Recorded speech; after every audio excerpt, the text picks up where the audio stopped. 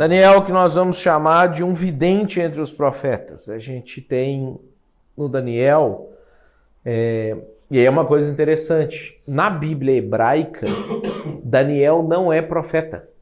Ele não está na classificação dos profetas. Ele está na classificação dos escritos. Ele entra junto com Salmos e etc.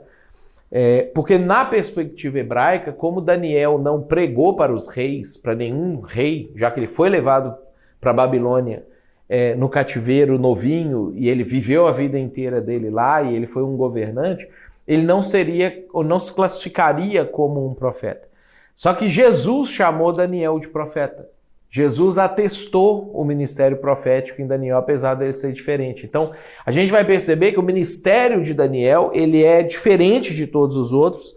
A gente tem, lá em Mateus 24:15, Mateus 24:15, Jesus ele fala sobre isso. Ele diz, quando vocês virem o abominável da desolação, de que falou o profeta Daniel? E aí Jesus ainda dá uma misteriosidade ali no texto, né? Ele ainda fala assim, quem lê entenda, né? Aí ele começa a fazer, aí Jesus começa a dar a profecia dele sobre o anticristo, coisas que aconteceram na época da destruição de Jerusalém daqui a 40 anos, do que ele tinha profetizado, e também de coisas que ainda não se cumpriram.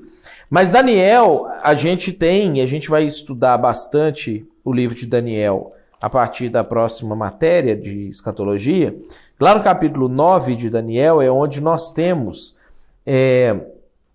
o relógio do Apocalipse, né? Então no capítulo 9, versículo 24, a gente tem essa expressão aqui, 70 semanas estão determinadas sobre o teu povo. Então a contagem do tempo apocalíptico, ele parte dessas 70 semanas aqui de Daniel. É a maneira que a gente tem, a gente vai aprofundar isso mais, mas é o central que tem no livro de Daniel. E no capítulo 12, a gente é introduzido a um conceito, no versículo 2, que é um conceito que ele não era muito explícito no Antigo Testamento até esse momento aqui, que é o da ressurreição dos mortos. Muitos dos que dormem no pó da terra ressuscitarão, uns para a vida eterna e outros para a vergonha e horror eterno. Os que forem sábios, pois, resplandecerão como o fulgor do firmamento, e os que a muitos conduzirem à justiça como as estrelas, sempre e eternamente. E aí, quando o Daniel vai morrer, lá no versículo 13, ele fala aqui para o Daniel, tu, porém, segue o teu caminho até o fim, pois descansarás e ao fim dos dias te levantarás para receber a tua herança. Então Daniel recebe a promessa de que ele ia ser um desses que ia ressuscitar para poder receber a recompensa, receber o galardão por conta daquilo que ia acontecer. Então Daniel, até o capítulo 6, é só contando história de coisas que ele viveu tanto no período do Império Babilônico e depois no período do Império Persa. Em ambos os impérios, Daniel chegou ao posto de governador ou vice-governador, ou terceiro no reino. Ele sempre trocava o rei, trocava o governo, mas eles sempre traziam o Daniel em alguma circunstância ali e falaram, não, ele é o cara, a gente tem que deixar ele aqui. Deus cuidou dele, preservou a vida dele em muitos momentos que ele poderia ter sido martirizado, né? Ele morre bem velhinho, né? Ele só não consegue escapar de todas as coisas que ele escapou, só não consegue escapar do cortar o saco dele. É a única coisa ruim que aconteceu na vida dele, assim. Ele é um eunuco, né? Ele passa por esse processo de ser esterilizado para poder servir na corte lá do palácio de Nabucodonosor. Mas ele segue a vida e se torna um grande cara e avança bem. Uma dúvida. Uhum. Naquela questão ali de dorme e aí depois isso não tem algumas religiões que falam, né, que quando a gente morre a gente vai estar dormindo até a volta de Jesus. E acho que é o Adventista, acho que crê nisso. O Adventista crê nisso. E algumas outras também. No texto aqui, ele usou a expressão descansar. É que na versão que eu tô aqui, eu acho que... Atrapalhou? Ela colocou dorme? Ah, não, você falou do versículo 2. Muitos dos que dormem no pó da terra? Isso. Ah, tá. Sim. A expressão dormir, ela é um eufemismo. Então, o que é um eufemismo? É um recurso que existe nos idiomas de você atenuar uma palavra forte com uma palavra bonita, né? Eu do grego significa bom. Então é uma forma de você fazer uma palavra feia parecer boa, tá? Então dormir é um jeito bonito de falar sobre morte. Então a gente vê isso acontecendo lá em João capítulo 11, quando o Lázaro vai morrer. Jesus ele vira para os discípulos dele, Jesus recebe a notícia que o Lázaro estava doente, e aí os discípulos, então vamos lá para a gente curar o Lázaro. Jesus demorou ainda 4 dias no lugar, esperando ele morrer, né? E aí quando os discípulos estavam meio inquietos ali, por que estava demorando, por que não estava, os lixeiros, por que ele não estava indo e não sei o quê, aí o Jesus virou para os discípulos e falou assim, Lázaro está dormindo, mas nós vamos despertá-lo. Aí os discípulos falam assim, não, você está dormindo, então ele sarou, né? Ele deve estar bem. Aí depois Jesus fala assim, não, Lázaro morreu. Né? Por quê? Porque às vezes o próprio eufemismo deles confundia eles. Né? Quando Paulo vai falar sobre os que dormem no Senhor, lá em Tessalonicenses, é porque ele está falando da mãe do cara que ia ler a carta, do irmão do cara que ia ler a carta, do marido da mulher que ia ler a carta. Então ele não fala assim, o pessoal está morto aí. Ele fala assim, não, aqueles que dormem, né? Tipo, faleceu, não está entre nós, já não conta, e coisas nesse sentido. Só que quando a gente vai ler, no versículo 13, ele fala que, Daniel, você vai descansar, mas ao fim dos dias você vai se levantar. Quando a gente lê lá em Lucas, no capítulo 16, que Jesus ele vai contar a respeito de como que a coisa é do lado de lá, no versículo 20 fala assim, havia certo mendigo chamado Lázaro, coberto de chagas, que estava na porta ali do rico. Versículo 22, aconteceu morrer o mendigo e ser levado pelos anjos para o seio de Abraão. E morreu também o rico e foi sepultado. No inferno, estando em tormentos, olha, ele está acordado.